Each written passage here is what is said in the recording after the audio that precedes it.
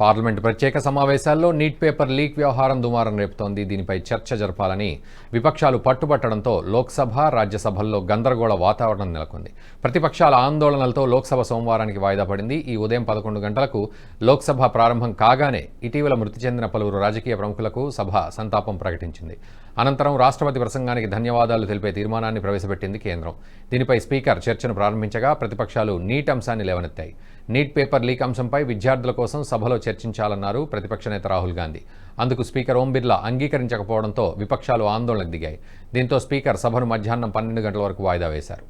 ఆ తర్వాత సభ తిరిగి ప్రారంభమైనప్పటికీ పరిస్థితిలో ఎలాంటి మార్పు రాలేదు.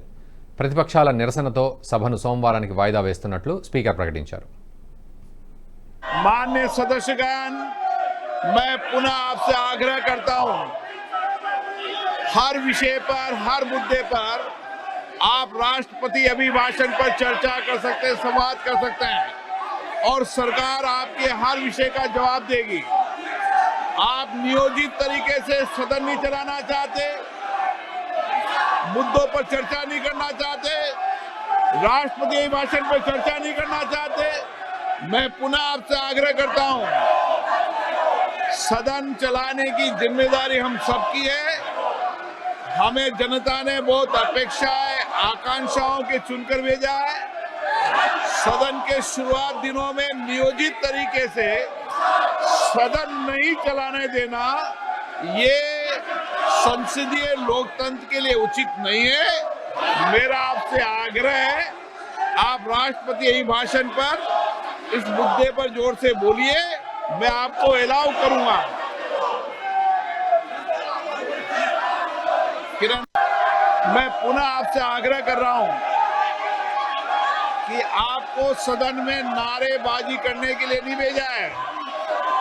मैंने पूर्व में कहा था, सदन का विरोध और सड़क के विरोध में अंतर होना चाहिए। అటు రాజ్యసభలోనూ ఇదే గందరగోళం. నీట్ అంశంపై చర్చకు పట్టుబడుతూ విపక్ష సభ్యులు నినాదాలు చేశారు. విపక్ష సభ్యుల ఆందోళన మధ్య కొంతసేపు సభను నడిపించారు చైర్మన్. అయినప్పటికీ తగ్గకపోవడంతో సభను మధ్యాహ్నం 12 గంటల వరకు వాయిదా వేశారు చైర్మన్ జగదీప్ ధన్కడ్. తిరిగి సభ ప్రారంభమైన తర్వాత కూడా ప్రతిపక్షాలు ఆందోళన కొనసాగించాయి. నీట్పై చర్చకు ప్రభుత్వం సిద్ధంగా ఉందని తెలిపారు జేపీ నడ్డా. कमेटी में बाकायदा डिस्कशन हुआ, जिसमें deputy leader of Congress party भी उपस्थित थे, तृणमूल कांग्रेस के भी लोग उपस्थित थे, सभी पार्टियों के लोग उपस्थित थे और वहां ये निर्णय हुआ था कि राष्ट्रपति के अभिभाषण पर धन्यवाद ज्ञापन के लिए वी विल एलोकेट 21 आवर्स, 21 घंटे दिए जाएंगे, जो अपने आप में एक रिकॉर्ड है। इससे पहले राष्ट्रपति अभिभाषण के लिए 21 घंटे कभी भी एलोकेट नहीं हुए हैं।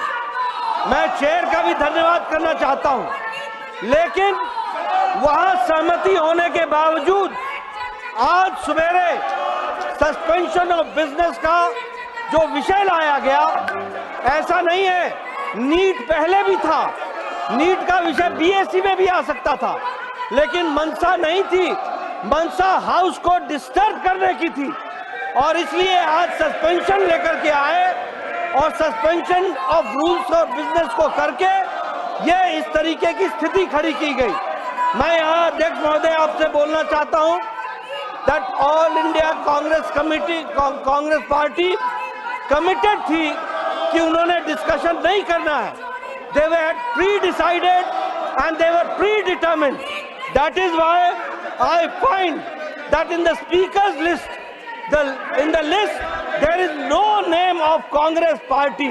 This shows that they were not serious about the debate and राष्ट्रपति के अभिभाषण के धन्यवाद में 21 घंटे में जितनी बात आपको NEET पर करनी है उसका पूरा मौका मिलता है और सरकार जवाब देने के लिए तत्पर भी है और जवाब देगी।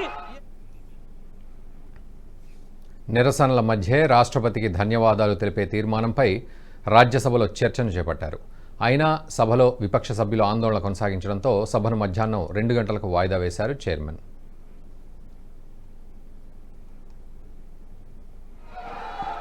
One second. माननीय सदस्यगण, माननीय सदस्यगण,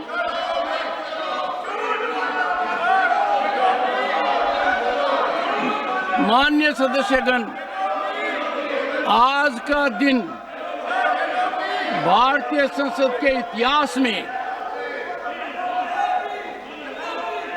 इतना दागी हो गया है कि प्रतिपक्ष के नेता स्वयं वेल में आए हैं। ऐसा कभी नहीं हुआ है। मैं पीड़ित हूं, मैं अचंभित हूं। भारतीय संसदीय परंपरा इतनी गिर जाएगी कि प्रतिपक्ष के नेता वेल में आएंगे, डिप्टी लीडर वेल में आएंगे। The house stands. అంతకుముందు కాంగ్రెస్ ఎంపీ రాహుల్ గాంధీ మీడియాతో మాట్లాడుతూ నీట్ పేపర్ లీక్ సమస్య దేశ యువతకు సంబంధించిన కీలకమైన అంశమన్నారు. దానిపై సభలో అర్థవంతమైన గౌరవప్రదమైన చర్చను ప్రధాని మోదీ చేపట్టాలన్నారు. విద్యార్థుల సమస్యలపై ప్రభుత్వం ప్రతిపక్షం కలిసి పనిచేస్తోందనే సందేశాన్ని పార్లమెంట్ ఇవ్వాలన్నారు రాహుల్. कल ऑपोजिशन के जो फ्लोर लीडर्स हैं सबकी मीटिंग हुई और यूनानिमस था कि आज हमें नीट का जो इशू है उस पर डिस्कशन चाहिए। हिंदुस्तान के स्टूडेंट्स से मैं कहना चाहता हूँ ये आपका इशू है और हम सबको लगता है, इंडिया गठबंधन को लगता है कि आज सबसे ज़रूरी बात आपकी है क्योंकि आप हिंदुस्तान के भविष्य हो।